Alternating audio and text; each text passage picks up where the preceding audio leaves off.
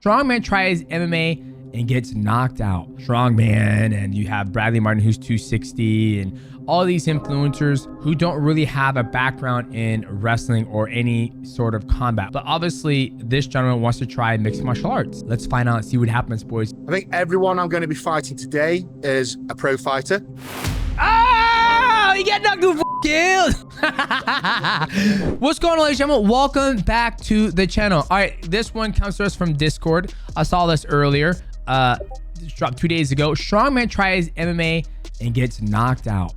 One of the things I love about the whole speculation of Strongman, and you have Bradley Martin, who's 260, and all these influencers who don't really have a background in wrestling or any sort of combat, or maybe these guys do. I know Bradley Martin has trained before, but obviously this gentleman wants to try mixed martial arts. Let's find out and see what happens, boys. If you're new to the channel, make sure you like, subscribe. Also, hit the bell to know we go live. And do not make fun of my my headphones. I need to get some new ones, so don't judge me, okay? Don't do that. Let's see. Welcome back to the channel. Today, the Strongman tries MMA. Oh, he got knocked killed. That was a good 1-1-2. So it looks like he spars multiple people. Okay. You've just seen a snippet of what's to come today. I have no idea what is coming my way. I've been doing MMA training now for probably 4 months. Okay. Like so it's been a really hard transition. Obviously doing quite a good period of boxing. It's taught me some bad habits for MMA. So this is going to be completely different. We've got guys today that are 6'9", 6 foot tall. We've got guys that are very, very experienced in the rings. You're the pro fighters. I think everyone I'm going to be fighting today is a pro fighter. So I'm going to do a little bit of a warm up. Tom Aspinall's here, by the way. He's like the end boss.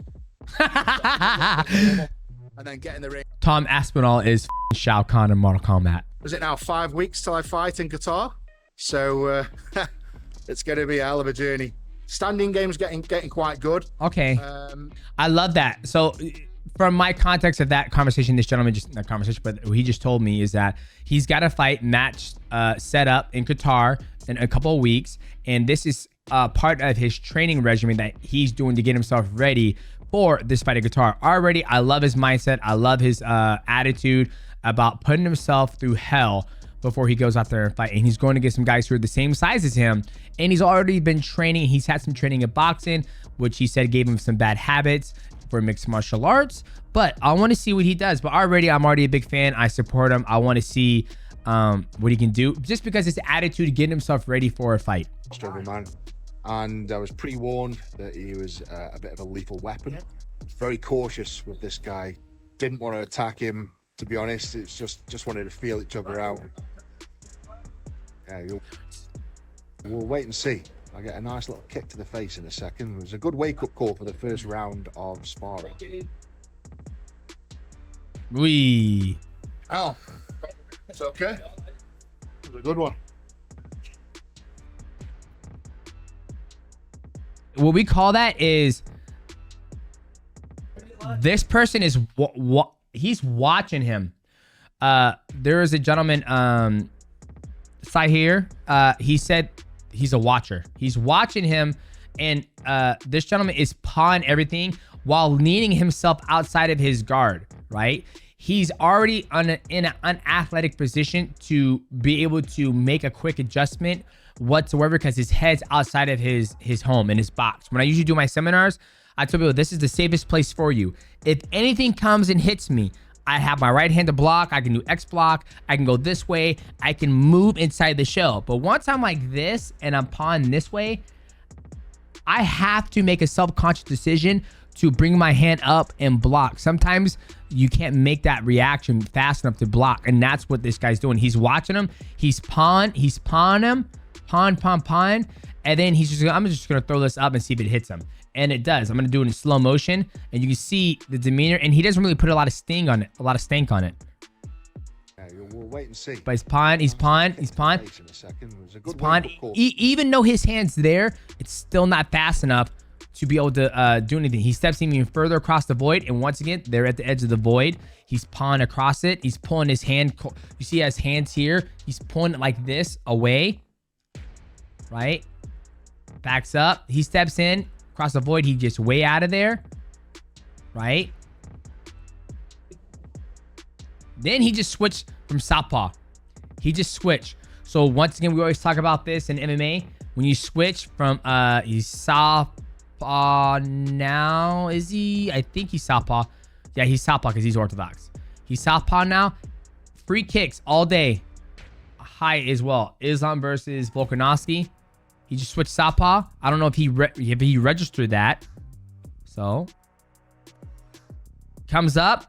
He makes a reaction. He thought he was going low to midsection. He brings both his hands down. Comes up, whack, clean shot, right? So he made the wrong judgment call, but he was already laying outside of his guard, and that's why he got hit. Boom, and lands perfectly. Oh.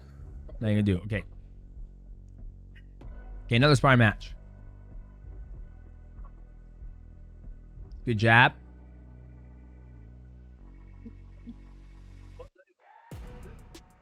So right there, this is where when you're this close to the void, that close, you gotta have it. You want to have this hand up, right? Because any single time this gentleman wants to throw a high kick here, his hand has to go like this. It has to come up. It has to, right? It has to, which means you can train him. You throw high, he brings it up. You throw high, he brings it up. You show something, you throw the hardest body kick you want. Right? So that's one thing I will say that he keeps on doing that he did against the first guy where he got dropped is that hand is way too low. For especially when you're this close in the distance. If he was way out here, he can have that hand down low, give his arms and his back a rest. When you get this close to the void, those hands need to be up. I like his posture being lower, but I just wish his hands were up higher. Beautiful 1-1-2. Beautiful 1-1-2. That hand's still down.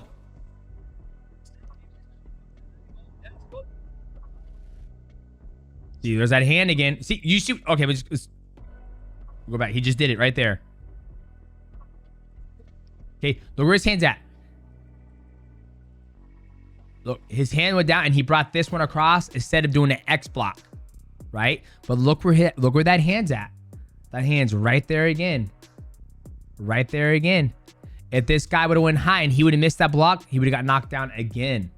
So that's why you don't want to have your hands low when you're in striking range.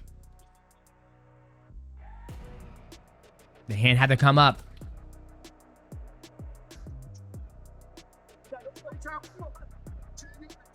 Here I am going up against another big boy. This gentleman name's Ben. Obviously a very, very big, strong lad. And, you know, he taught me some very valuable lessons here of being pinned against the cage. And all he did was control me with his head. It's very, very tough to sort of maneuver. Good head posture. Big gloves on, so I couldn't get my hands in to sort of get any anchor points. But still, you know, this guy absolutely just dominated me against the cage. So that was a nice little learning curve of being pinned against the cage and the head movement that's needed to sort of get out of that. Way better. Look where his hand's at now. This is way better because now this right hand comes straight across when he wants to throw it. And if the guy throws a high kick, he's there to block it. If the guy throws a body kick, he can just bring his arm around and X block it. Way better position. So good job, buddy. And he was able to drop down and throw the right hand immediately. Get it up there again. Good block there. Good job.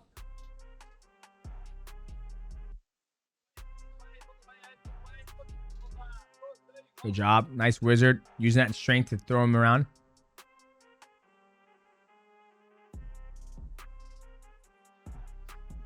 Hand up, hand up, hand up, hand up. Give right hand.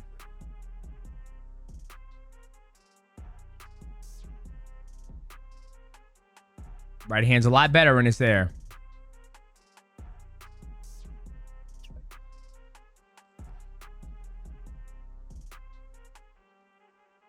Just all this guy has to do is do a quick, nice check hook.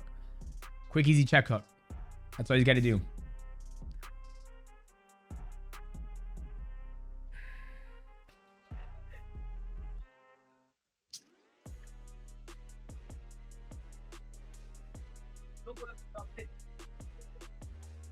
Last but not least, I ended up doing some attack drills.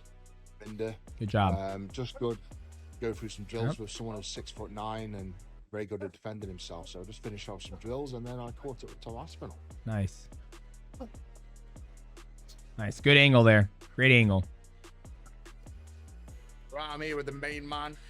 That's awesome. I'll listen to see what he said about Tom. Aspinall. And the new undisputed, would you say that? I don't know how it works. Undisputed heavyweight champion of the world, the UFC. Undefeated ultimate phenomenon, Tom Aspinall. Just off the back of the 11th of November, just won. Well, he's basically UFC's #1 right now. Got John Jones, who is not. No, let's be fair. John Jones is injured, but Tom's eager to prove his dominance and prove he is the true #1. But as of now, you are #1 in the world. I'm actually ranked #1 right now. So, but he's definitely, you got to respect him. Okay. So you know what, people get very upset when I say that for some reason. So I'm not gonna go down that. I will go down that rabbit hole. So first off, to the strongman, I love the technique he's doing. I think it's good for him. I think the only thing I would say just different, just keep your hand up. That's all. It's a hard task to do when you have all that muscle because your body's looking for all that oxygen, and it's very, very tiring. And unless you get yourself comfortable, you keep it here. You get your X block, and you go, and then if you think it's going low, you go down and you fire off immediately. So good to him. Kudos. Thank you guys in Discord for sending this. Now, Tom Aspinall versus John Jones. Here's the thing. I think it would be okay. I am okay with letting John Jones relinquish the heavyweight title. Let Tom Aspinall be the heavyweight undisputed champion of the world. Here's why I'm saying that. One, John Jones doesn't need to be the heavyweight champion of the world. It doesn't affect his pay. It doesn't affect his it doesn't affect his brand. It doesn't affect who he is as a person. John Jones is beyond heavyweight champion of the world. He's one of the GOATs of mixed martial arts. So it is true, him and Stipe Miocic, it's their last fight. This fight is for legacy. Stipe Miocic has done enough in the heavyweight division to warrant that fight with John Jones. Now, comes aside, should he fight the best in the division? Yes, he could, but he doesn't really need to fight Tom Aspinall. If anything, it's a huge risk for John Jones to fight a guy like Tom Aspinall, who is young, hungrier. Honestly, he's a lot faster than Jones now because Jones is a little older. Jones is 37 years old. I think he's a year younger than me or the same age. So he's older. So I think you let Tom Aspinall and do that and make John Jones versus Stipe Miocic a super fight. A super fight between two legends on their way out. What I mean by on their way out, their time in mixed martial arts is coming to an end, which is fine because all our time has to come to an end. Let this young lion carry the torch and let him be the heavyweight champion, and he can just relinquish his title. He's still going to sell a shitload of pay-per-views. It shouldn't change his pay. So I can understand Tom Aspinall's frustration, but that's just my 2 cents. Like, if I was like, hey, I don't plan on fighting anymore, so if the division wants to carry on and you guys want to be called the heavyweight, the flyweight champions of the world, that's fine. Just do your thing. But I'm still Demetrious Johnson. I'm still one of the best in the world, right? So that's my thing. That's my 2 cents. Not that you guys asked for it, but it's been going on now. So if you guys are new to the channel, make sure you like, subscribe. Also, hit the bell to know go live if you enjoyed this video. Chill. Well, damn.